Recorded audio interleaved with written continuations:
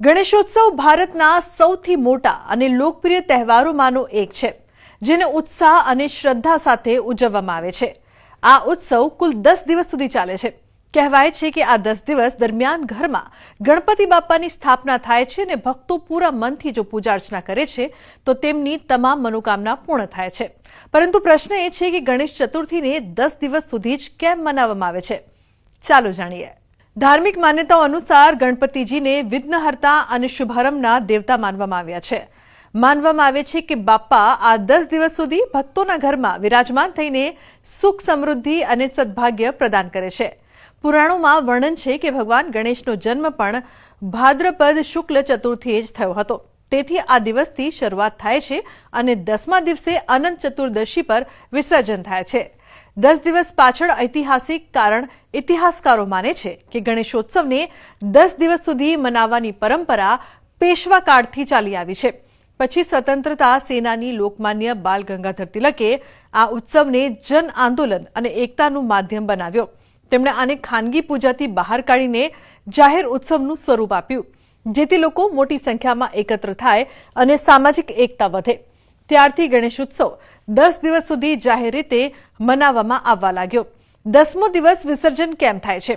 ધાર્મિક માન્યતા એ છે કે ગણપતિ બાપા તેમના ભક્તોના ઘરમાં માત્ર અતિથિ બનીને આવે છે। અતિથિને વિદાય આપવી પણ જરૂરી હોય છે, તેથી 10મા દિવસે વિસર્જન થાય છે અને પ્રકૃતિના ચક્ર સાથે પણ જોડવામાં આવે છે। માટીથી બનેલી પ્રતિમા પાણીમાં વિલીન થઈને ફરીથી માટી બની જાય છે અને આ જીવન મરણના ચક્રનું પ્રતીક માનવામાં આવે છે। દરેક પરિવારની પરંપરા અલગ અલગ હોય છે। ઘણા લોકો 1 દિવસ, 3 દિવસ, 5 દિવસ અથવા 7 દિવસ સુધી ગણપતિને વિરાજમાન કરે છે અને પછી વિસર્જન કરે છે। એવું આ માટે કે દરેક પાસે લાંબા સમય સુધી પૂજા અને મહેમાન નવાજી કરવાની સુવિધા નથી હોતી। આ ઉપરાંત ઘણા ઘરોમાં જૂની માન્યતાઓ અનુસાર જ નાનો ઉત્સવ મનાવવામાં આવે છે। સમાજ અને સંસ્કૃતિમાં મહત્વ: ગણેશ ચતુર્થીના આ 10 દિવસમાં સમગ્ર સમાજમાં ભક્તિ અને ઉત્સવનું વાતાવરણ રહે છે। પંડાલો સજાય છે, સાંસ્કૃતિક કાર્યક્રમો થાય છે અને લોકો મળીને ભક્તિના ગીતો પણ ગાય છે। આ માત્ર ધાર્મિક પર્વ નથી, પરંતુ લોકોને જોડતો સામાજિક ઉત્સવ પણ છે। આ જ કારણ છે કે ગણેશોત્સવને 10 દિવસ મનાવવામાં આવે છે। કોઈ પણ કાર્ય હોય, લગ્ન હોય કે યજ્ઞ હોય, આપણે સૌથી પહેલા ભગવાન ગણેશજીનું નામ સ્મરણ કરી અને પૂજા કરી અને પછી આગળ બધું કાર્ય કરીએ છીએ।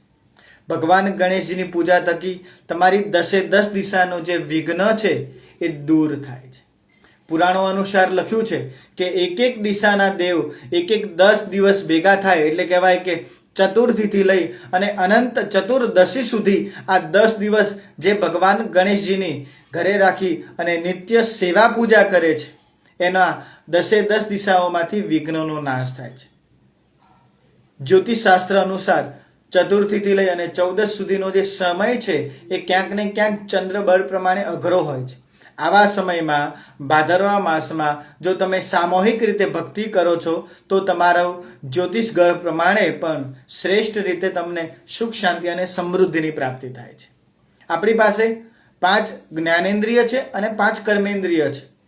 10 દિશાઓમાં જે 10 દિવસે તમે સતત પૂજા કરો તો આ 10 ઇન્દ્રિયોને સત્વ બુદ્ધિ અને શ્રેષ્ઠ બુદ્ધિ પ્રાપ્ત થાય છે અને એ આપણું ઇન્દ્રિય સર્વસ્વ પ્રમાણે ખીલે છે।